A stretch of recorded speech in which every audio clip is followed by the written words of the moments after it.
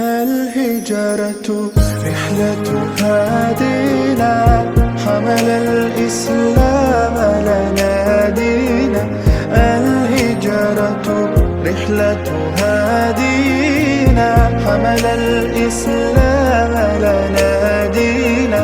فسلام الله على الهادي والكون يردد آمينا.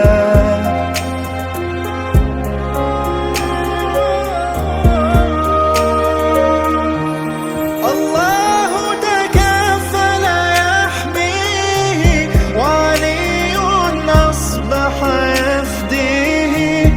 الله تكفل يحميه وعلي أصبح يفديه.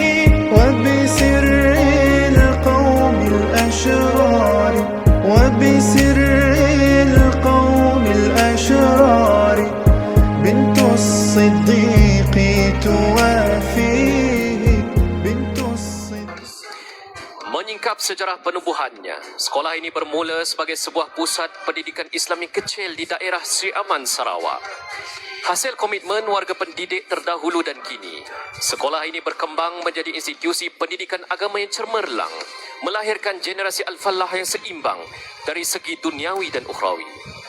Dengan pencapaian membanggakan dalam akademik, sasiah dan kurikulum, sekolah ini terus mengharumkan nama di peringkat daerah, negeri, kebangsaan dan antarabangsa. Kini, sekolah ini diterajui oleh Guru Besar Encik Yaakob bin Haji Rahim. Hadirin sekalian, penerima anugerah Mal Hijrah kategori sekolah agama rendah dianugerahkan kepada Sekolah Kebangsaan Agama Majlis Islam Sarawak Sri Aman. Capaian anugerah Mal Hijrah kategori sekolah agama rendah dianugerahkan kepada Sekolah Kebangsaan Agama Majlis Islam Sarawak Sri Aman.